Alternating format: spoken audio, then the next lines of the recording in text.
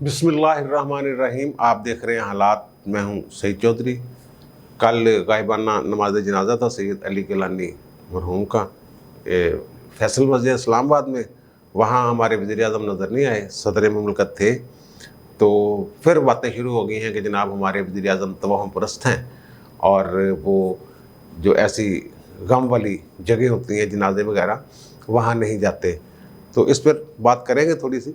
और फिर अफ़गानिस्तान की जो सूरत हाल है, वादी पंजशेर पे कब्ज़ा हो गया तालिबान का, और इसका क्या मतलब है, इस कब्ज़े का इससे क्या नताइज सामने आएंगे।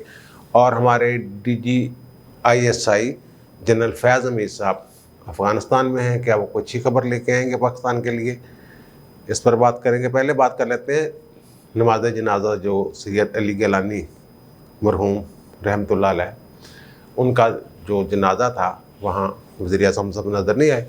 वो कल मैंने इग्नोर कर दिया, तो लेकिन वो बहुत सारे दोस्तों ने व्हाट्सएप पे और दीगर मैसेजेस के ज़रिए ये मुझे हुक्म सादर फरमाया कि यार इस पर बात करनी चाहिए कि वज़ीर आज़म साहब का ये क्या मसला है।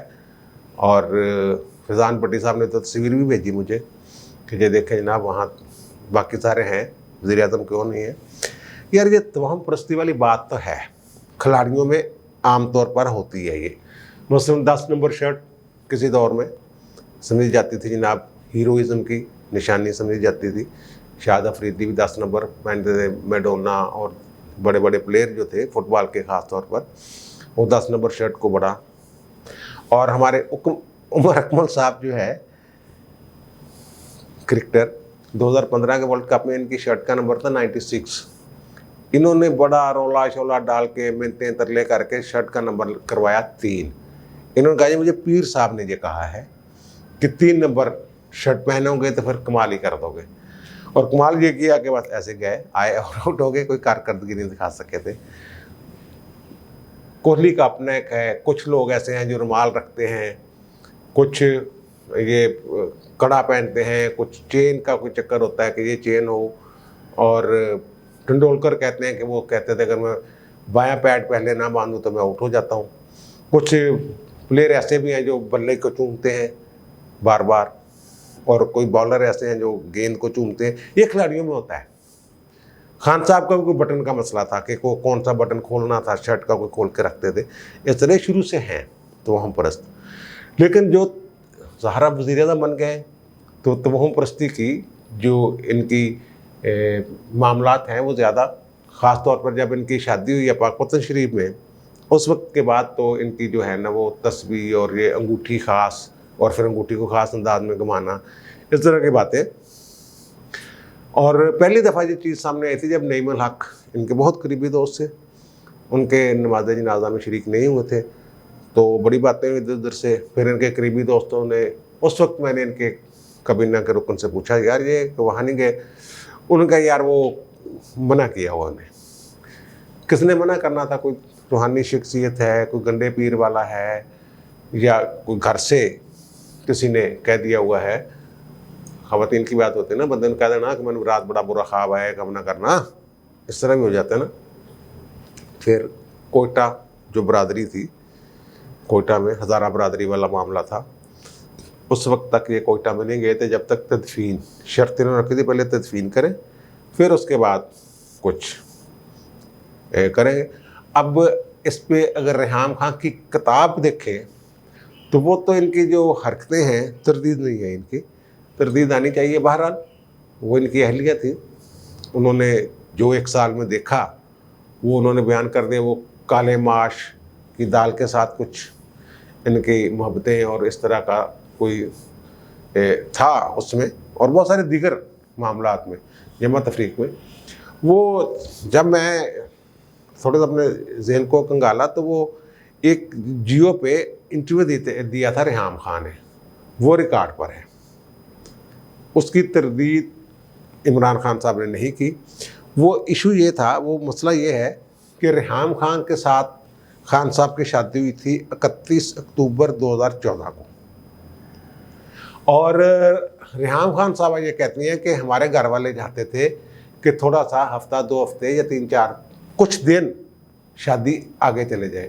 लेकिन खान साहब जिद थे कि नहीं जी, 31 अक्टूबर को ही शादी होनी, आज ही होनी है, कुंडली मिल गई, मोहरे मिल गए, इस तरह की जो भी है नेक साइतें हैं वगैरह वगैरह।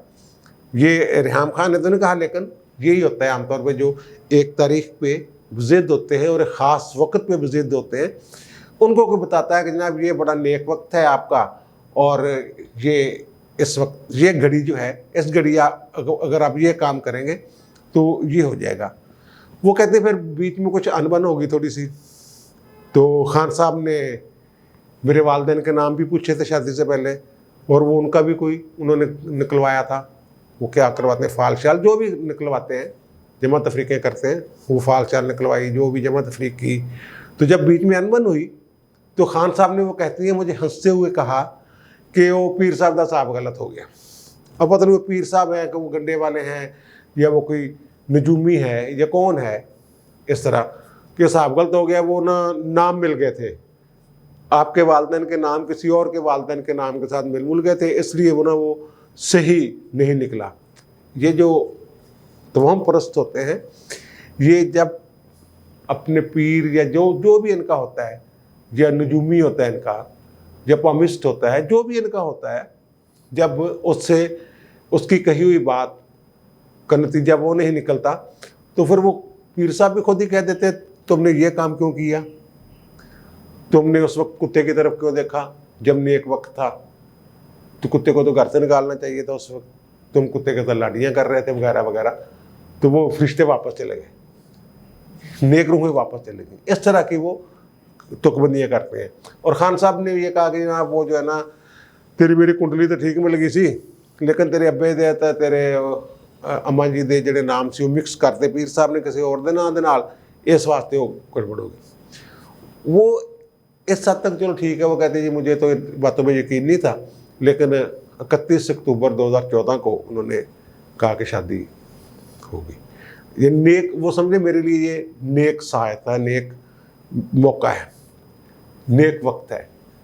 और वो कहती हैं फिर वो तलाक जिस वक्त दी उन्होंने, वो भी 31 अक्टूबर को दी थी 2015।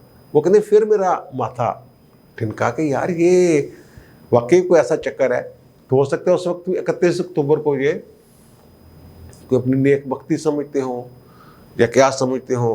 बहरहाल खान साहब जो हैं वो ना जनाज़ों, इनकी वैसे भी आदत थी जनाज़ों में, लेकिन अब ये जो मैंने नईमुल हक साहब की बात की है कि उस वक्त जो मुझे इनके एक करीबी दोस्त ने या इनकी कबीना के एक रुकन ने बताया था कि इनको मना किया गया है। मना किसने किया है, क्या हुआ क्या नहीं, और उसके बाद ये मैंने कभी इनको देखा नहीं ऐसी जगहों पे जहाँ मैयत वाला घर नहीं जिन कहते, वहाँ मैंने इनको देखा नहीं। अगर वो बुला के ही ताज़ियत करते हैं, और मज़हब पे तवहम परस्ती जो है उसको गालिब नहीं होना चाहिए। अब नमाज जनाजा जो है उसमें जो ज़ाहिर है एक फ़र्ज़ किफ़ाया है, वो अदा किया जाता है, उसमें अगर शिरकत करता है बंदा तो उसको सवाब मिलता है। अगर खान साहब तो ईद वाले दिन भी नज़र नहीं आए थे, खैर ये जो ईद है ईद ज़हा, इस पर भी खान साहब नज़र नहीं आए थे नमाज़ पढ़ते हुए। तो ये तो नहीं हो सकता कि जो पीर अगर मजहबी पीर हैं, मज़हब से मोहब्बत करने वाले और साहब शरीयत पीर हैं, फिर तो वो नमाज से नहीं रोक सकते। तो इतनी सी ये जो दोस्तों की पुरजोर फरमाइश पर मुझे इनकी तोहम परस्ती जो है उसको दोबारा वो अपने रिकॉल करके वो पेश करना पड़ा। और रेहम खान साहब की जो किताब है उसमें इनके जो किस्से हैं वो तो दर्जा है, क्या कहते हैं, ऊपर वाले दर्जे के हैं। तो खान साहब हैं तो ऐसे ही थे। तो मैं अपना को ज़ाती तजर्बा बयान नहीं करना चाह रहा, चलो ठीक है, अल्लाह ताला खान साहब को, हम सब को, हमें भी हिदायत दे, खान साहब को भी अल्लाह ताला सीधे रास्ते पर रखे। तो अब हम बात करते हैं अफ़गानिस्तान की। अफ़गानिस्तान पे वादी पंजशेर पे तालिबान का कब्ज़ा हो गया है, और वो ये कहा जा रहा था जनाब वो पहले अपने दौर में, पूरे दौर में कब्ज़ा नहीं कर सके थे पंजशेर पे, अब कैसे कर सकते हैं। इसका मतलब ये, अगर कब्ज़ा कर लिया उन्होंने, इसका मतलब ये है कि ये पहले से कई गुना पावरफुल होकर, ताकतवर, असले के ट्रेनिंग के हिसाब से या प्लानिंग जो है, अस्करी प्लानिंग, उसके हिसाब से माजी की निस्बत बहुत ज़्यादा ताकत के साथ ये आए हैं। 3-4 दिन में सारा मामला हो गया है। पहले उन्होंने मुज़ाकरात की कोशिश की, फिर उन्होंने जब नई बात बनी तो वो कर दिया। कल वो मैंने अर्ज़ किया था कि वो वादी पंजशेर वाला मसला है, कुछ ख़वातीन वाला मसला है, कुछ दीगर ममालिक की जो है मुतालबात हैं, तो उस वजह से वो उन्होंने मुखर कर दिए हुकूमत का जो ऐलान था थोड़ा सा। तो वादी पंजशेर वाला मामला तो हल हो गया, लेकिन फिर भी ये कहा जा रहा है हो सकता है वादी पंजशेर वालों को ये हुकूमत में शामिल कर लें, ये कहा जा रहा है, लेकिन कोई ज़रूरी नहीं। फाते वो हैं, हुकूमत की चाबी उनके हाथ में है, कोई ज़रूरी नहीं हर किसी की बात माने। अब हमारे DGISI फैज़ हमीद साहब वहाँ गए, ये तो बरमला कहना शुरू हो गई है हुकूमत हमारी कि वो हमारे ज़ेरे असर नहीं है, हमारे ताबे फरमान नहीं है, लेकिन हमारे असरात उन पर हैं। ये बात वो कह रहे हैं। हिफ्तुल्लाह साहब जो, जैसे मैंने सबको बताया कि पाकिस्तान में मदरसा चलाते रहे हैं, शेख अल हदीस हैं, बड़े पढ़े लिखे आलम आदमी हैं। और मुल्ला अब्दुल गनी बरादर, वो तो पाकिस्तान ने उनको रहा ही दो हम मुज़ाकरात के लिए किया था अमेरिका के कहने पे, और ये भी एक खुली बात है।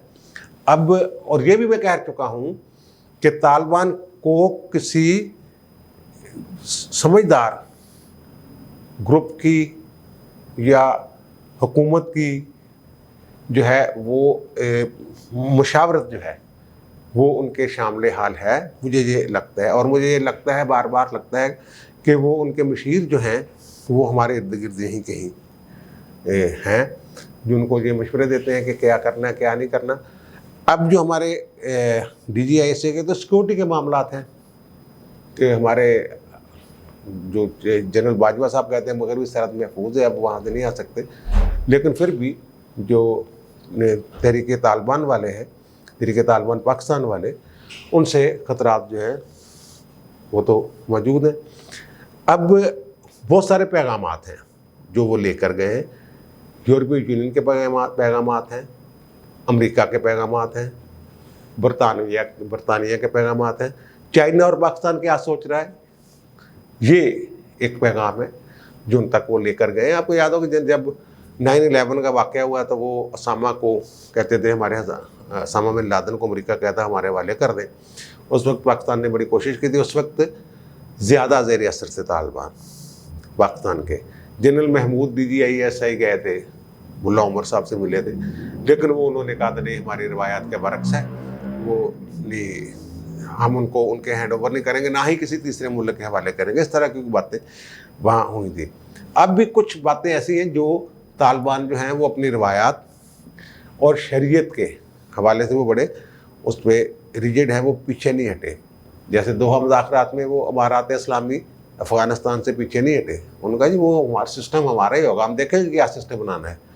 वो मैंने 1-2 दिन पहले ये तुक्का लगाया था कि ऑब्जर्वेशन के शायद ये ईरान की तर्ज का जमहूरी निज़ाम वहाँ लाना चाहते हैं, जब सुप्रीम लीडर हो, रहबर शुरा हो, पासदाराने इनकलाब हो या पासबान इनकलाब हो, इस टाइप कोई वो हो।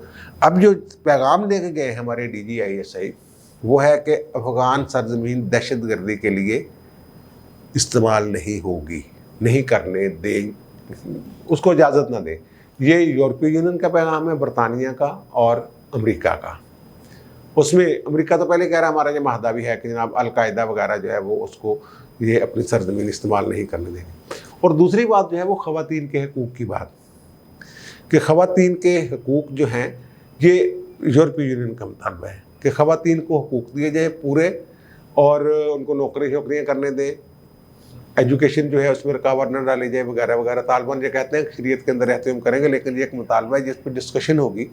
जो हमारे DGISI पैगामात लेके गए हैं मुख्तलिफ लोगों के, उनमें ये एक बड़ा अहम पैगाम है।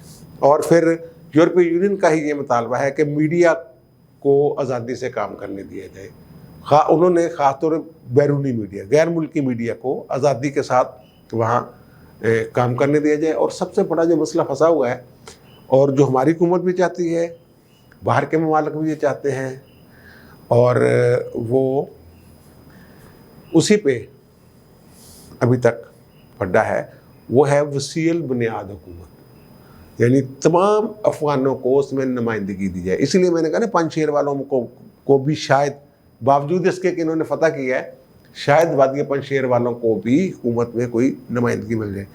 सबसे बड़ा जो इस वक्त हुकूमत के क़याम में प्रॉब्लम, ऐलान में प्रॉब्लम है, वो यही है कि ये चाहते हैं पाकिस्तान समेत कि वसील बुनियाद हुकूमत हो, जिसमें तमाम, और वो कहते हैं कि जनाब कभी हमने कहा कि पाकिस्तान में काबीना में फ़लाँ बंदे को शामिल करें, या अमेरिका को कहा कि फ़लाँ बंदे को आपके काबीना में होना चाहिए, फ़लाँ को नहीं होना चाहिए।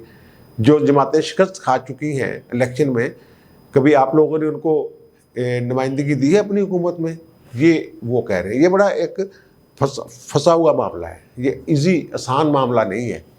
उस पर कायल करने की कोशिश करेंगे, ये कहा जा रहा है, या क्राइम ये बताते हैं, निशान जो कि ये वो इस पर वसील बुनियाद वाली जो बात है इस पर। और एक बात जो है, वो कोई इतना बड़ा मुतालबा है नहीं कि तालिबान ने जो वादे किए थे कि 31 अगस्त के बाद हम ये करेंगे, तो वो वादे अपने पूरे करें। तो ये तो कोई बड़ा मुतालबा नहीं, वो कह देंगे वो तो हम वादे पूरे करेंगे जनाब।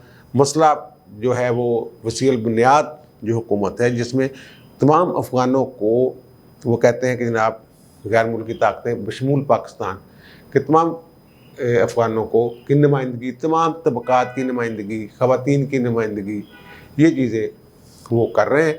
लेकिन वो जो DGISI के एक जो दौरे से एक और पैगाम वो मिलता है कि यार अफ़गानिस्तान जो है वो अनारकी, बदअमनी या इंतशार का उस तरह शिकार नहीं है जैसे बज़ाहिर ये लगता है। ऐसी सूरत में जब जंग हो रही हो, खाना जंगी हो रही हो, एक फ़ौज पसपा हो रही हो, बावर्दी फ़ौज, और दूसरी टूटी चप्पलों वाली फ़ौज, और शलवार कमीज़ वाली फ़ौज, पगड़ियों वाली फ़ौज फतह करती जा रही हो, तो लगता ये है कि ये इंतशार होगा, फ़लाँ इलाके में अनारकी होगी, पता नहीं कत्लो गारतगरी हो रही होगी उस मुल्क से। पहली बात तो ये है कि पाकिस्तान समेत चंद एक ममालिक ऐसे हैं जिन्होंने अपने सफारत खाने वहाँ काबुल में कायम रखे, जैसे भी हालात थे। इसका मतलब ये है कि वो समझते हैं कि तालिबान जो है वो जो वादा करके बैठे हुए इनके साथ हिफाजत का, वो अपना वादा पूरा करेंगे। और ऐसी सूरत है नहीं कि हमें भागना पड़े, छोड़ के भाग जाएं। ये यानी बदअमनी, इंतशार, अनारकी वगैरह की वो सूरत नहीं है कि कोई गैर मुल्की वहाँ जा ही ना सके और अपना सफारत खाने को वहाँ बरकरार ना रख सके। ये एक तो पैगाम ये है कि ऐसी सूरत हाल ही नहीं। और एक वहाँ ऐसी ताकत मौजूद है अफ़गानिस्तान में जिसके साथ मुज़ाकरात हो सकते हैं, ये भी एक पैगाम है।